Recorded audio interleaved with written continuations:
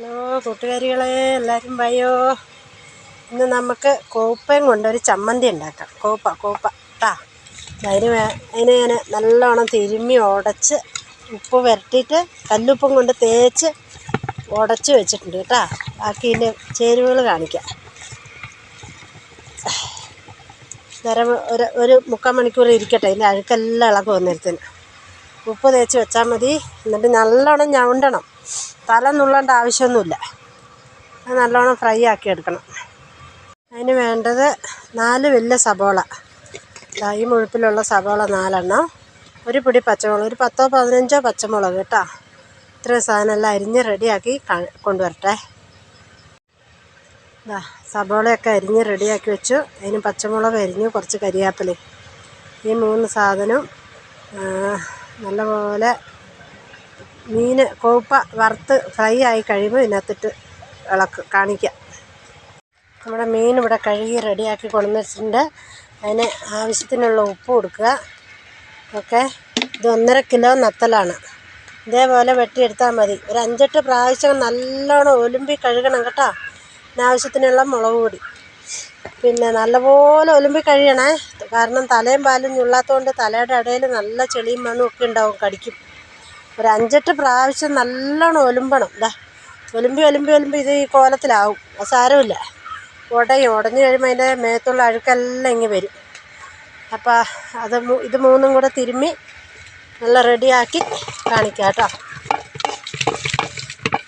ഒരു കൈ കൊണ്ട് വീഡിയോ എടുക്കുന്നതുകൊണ്ടാട്ടോ. നല്ലോണം തിരുമ്മി റെഡിയാക്കി ഇവിടെ വെക്കുക. കുറച്ച് നേരത്തിന് ഞങ്ങൾ പണിസ്ഥലത്തെ മീൻ കറിയാണ്, മീൻ പൊരിയാണ് എന്നുവെച്ചാൽ അത്രയൊക്കെ സൗകര്യമുള്ളൂ ഇവിടെ.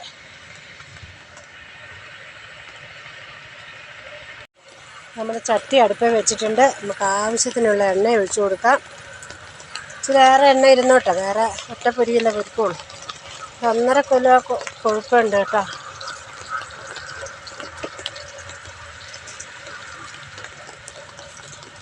നല്ല വിറകിൻ്റെ അടുപ്പായതുകൊണ്ടേ പെട്ടെന്ന് തന്നെ മൂത്ത് കിട്ടും. നത്തലല്ലേ നത്തൽ. നമുക്കത് കോരി എണ്ണയിലിട്ട് കൊടുക്കാം.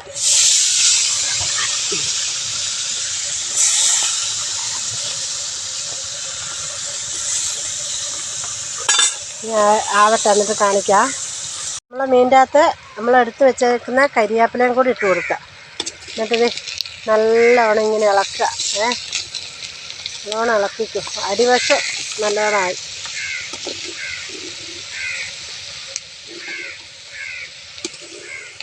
ഇങ്ങനെ നല്ലോണം ഇളക്കിയിട്ട് പൊരിച്ചെടുക്കുക. പിന്നെ പൊടിയണം, നല്ലോണം പൊടിയും. മുരിഞ്ഞ് വരുമ്പോഴത്തേന് നല്ലോണം പൊടിഞ്ഞോളും. നല്ല തീയിൽ വെച്ച് കൊടുക്കണം, ചെറിയ തീയല്ല, നല്ല തീ കനലിൽ കേട്ടോ. നമ്മളെ നത്തലിവിടെ നല്ലോണം ഫ്രൈ ആയിരിക്കുന്നു. നല്ലോണം ഫ്രൈ ആയി തന്നെ പൊടിഞ്ഞോളും. 2-3 ഇളക്കുമ്പം തന്നെ പൊടിഞ്ഞോളും.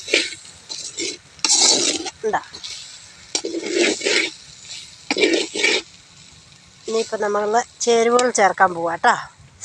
ഉള്ളി, പച്ചമുളക്, വേറെ ഒന്നുമില്ല. അരിഞ്ഞു വെച്ച ഉള്ളിയും പച്ചമുളകും ഇതിനകത്തിടുക.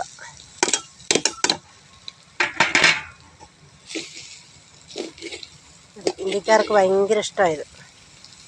ഈ വർഷം ആദ്യമായിട്ടാണ് കൊഴുപ്പ് കിട്ടിയ കോപ്പ നത്തൽ. എല്ലാവർക്കും എല്ലാം ഓരോ ഭാഷയല്ലേ അല്ലേ. അപ്പോൾ ഇതൊന്നും ഉണ്ടാക്കി നോക്കണം, നല്ല ടേസ്റ്റാണ്. പച്ചക്കപ്പ പുഴുങ്ങിയതൊക്കെ ഉണ്ടെങ്കിൽ ഇതിനൊക്കെ കൂട്ടാൻ നല്ല കറിയാണ്. ഈ ഉള്ളി ഒത്തിരി വാട്ടരുത് കേട്ടോ. ഉള്ളിയുടെ ആ കടിക്കല പച്ചമുളകും ഉള്ളിയും വാട്ടി ഇങ്ങനെ ചൂടായാൽ മതി. ഫിനിഷായി. ഇനി ഞാൻ വാങ്ങാൻ പോവാം. എല്ലാവരും ഒന്ന് ഉണ്ടാക്കി നോക്കണം.